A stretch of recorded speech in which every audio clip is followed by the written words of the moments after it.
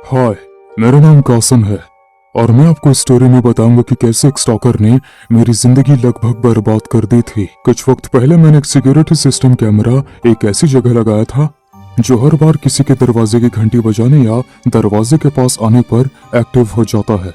यह सिस्टम काफी अच्छा था, हालांकि उस दौरान जो भी मुझे परेशान कर रहा था उसे कोई रोक नहीं सका। ये किसी भी बाकी रातों की तरह ही एक रात थी। मैं घर पर अकेला था, टीवी देखने में डूबा हुआ था जब मुझे कैमरा ऐप से पहला सिग्नल मिला। सबसे पहले मैंने सोचा कि यह सिर्फ एक मैकेनिकल प्रॉब्लम थी, शायद हवा के कारण किसी चीज की छाया या हलचल हुई होगी। लेकिन दूसरी नोटिफिकेशन ने मुझे स्क्रीन से ऊपर देखने पर मजबूर कर दिया। अपने फोन की छोटी स्क्रीन पर मैंने एक आदमी को अपने दरवाजे पर खड़ा हुआ देखा। उसका चेहरा एक हुड में छुपा हुआ था, लेकिन उसकी पोजीशन से मुझे टेंशन होने लग गई थी। उसके पास कोई बैग या सूटकेस नहीं था, वो वहीं खड़ा हुआ था मानो किसी चीज का इंतजार कर रहा हो। मैं एक पल के लिए परेशान हो गया, सोच रहा था कि ये कौन हो सकता है। मैंने डिसाइड किया कि मैं दरवाजा नहीं खोलूंगा और इसके बजाय मैंने उससे पूछने के लिए इंटरकॉम ऑन कर दिया कि उसे क्या चाहिए।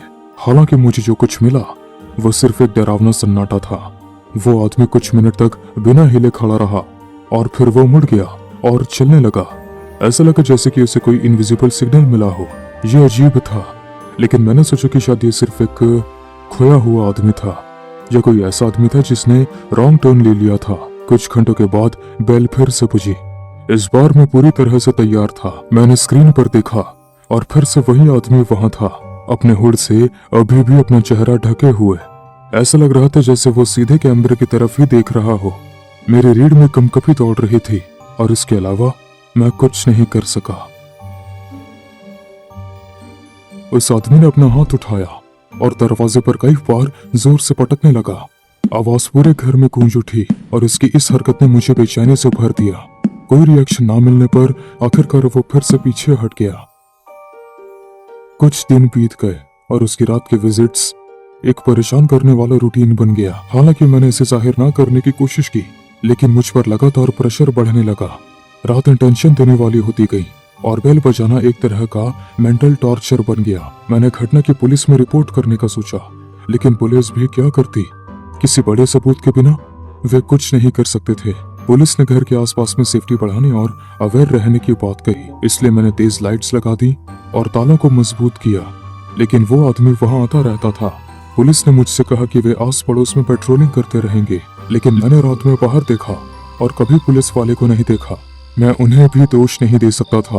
ये आदमी कई हफ्तों से मेरा पीछा कर रहा है और मुझे पता था कि पुलिस ऑफिसर्स के पास हफ्तों तक एक घर की निगरानी करने से बेहतर दूसरे काम भी होंगे, जबकि उन्हें यह भी पता नहीं था कि वो अटैक करने वाला था या नहीं। मुझे तो ये भी नहीं पता कि कोई अटैक करने वाला है या नहीं। शायद मैं किसी छोटी सी बात के लिए बहुत ज्यादा परेशानी खड़ी कर रहा था, या फिर तब तक तो मुझे यही लग रहा था। तो उस रात की शुरुआत बाकी दिनों की तरह ही हुई थी। इस बार मैं उस आदमी की शक्ल सूरत पर पहले से कहीं ज्यादा ध्यान दे रहा था। मैं उसे कैमरे से कैद करने जा रहा था। मुझे सोने के बाद दरवाजे की खड़खड़ाहट शुरू होने के लिए ज्यादा देर तक का इंतजार नहीं करना पड़ा। कोई दरवाजे पर अटैक कर रहा था। मैं पुलिस को बुलाते हुए सामने के दरवाजे की तरफ भागा। जैसे ही मैंने उन्हें बताया कि क्या हो रहा है, उन्होंने मुझे सलाह दी कि मैं अपने कमरे में छुप जाऊं और सामने वाले दरवाजे पर उनके आने का इंतजार करूं। लेकिन मैंने उनकी सलाह नहीं मानी। एक बार जब मैं दरवाजे पर पहुंच गया था, मैंने की होल से देखा और अपना कैमरा सेट किया, लेकिन मैं हैरान हो गया था। वहां पर कोई नहीं था। स्टॉकर को हमेशा वहां से निकलने में बहुत ज्यादा टाइम लगता है। आमतौर पर वो मेरे दरवाजे पर काफी देर तक दस्तक देता है, या जो भी हो वो भाग गया था और मुझे नहीं देख रहा था। मैं पुलिस का इंतजार करने के लिए अपने कमरे में वापस चला गया, लेकिन अचानक किसी चीज ने मुझे हैरान कर दिया। वो शोर किस चीज का था? बिना यह सोचे कि क्या मैं सही डिसीजन ले रहा हूँ, मैं जल्दी से शोर की तरफ भागा। ये डाइनिंग रूम से आ रही थी। एक बार जब मैं वहां पहुंचा तो पूरा डाइनिंग रूम शीशे से भरा हुआ था। मैंने शीशे के चारों तरफ देखा और कुछ भी नहीं देखा। वहां एक ईंट थी, किसी ने फेंकी थी और मैं जानता था कि यह किसने किया था। मैं अभी ख्यालों में खोया हुआ ही था कि तभी मेरा स्टॉकर खिड़की से मेरे घर में एंटर कर गया था।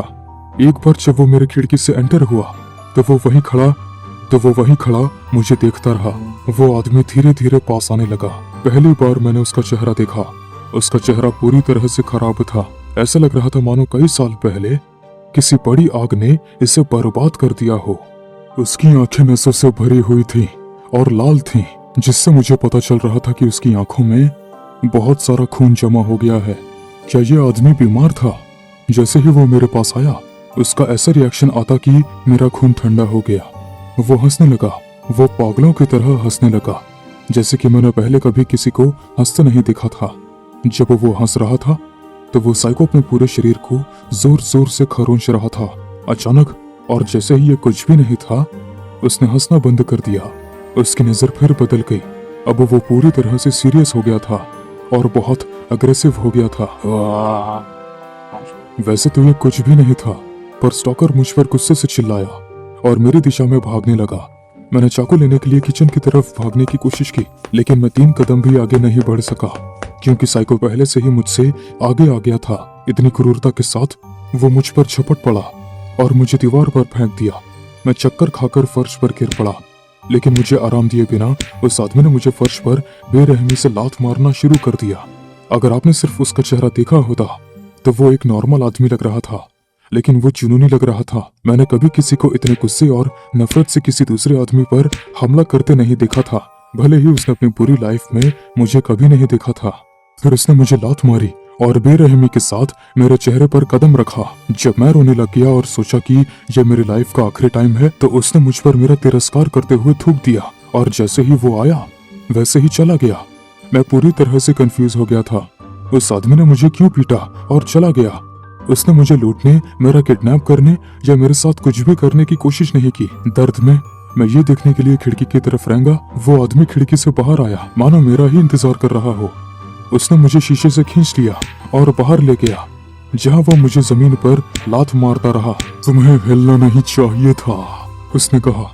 उसकी आवाज भारी थी। अचानक हम दोनों ने दूर से पुलिस का सायरन सुना। उबकर उस आदमी ने मुझे लात मारना बंद कर दिया और चला गया। जब पुलिस ने मुझे जमीन पर दर्द से कराहते हुए देखा, तो उन्होंने उसका पीछा करने की कोशिश भी नहीं की। शायद उन्हें यह भी पता नहीं था कि वो पास में ही था। वे तुरंत मेरे पास दौड़े।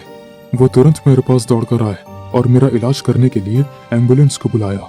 हालांकि उस आदमी की कई रिकॉर्डिंग थी, लेकिन उसकी कभी भी पूरी तरह से पहचान नहीं हो पाई, इसलिए वो इसे पकड़ भी नहीं सके।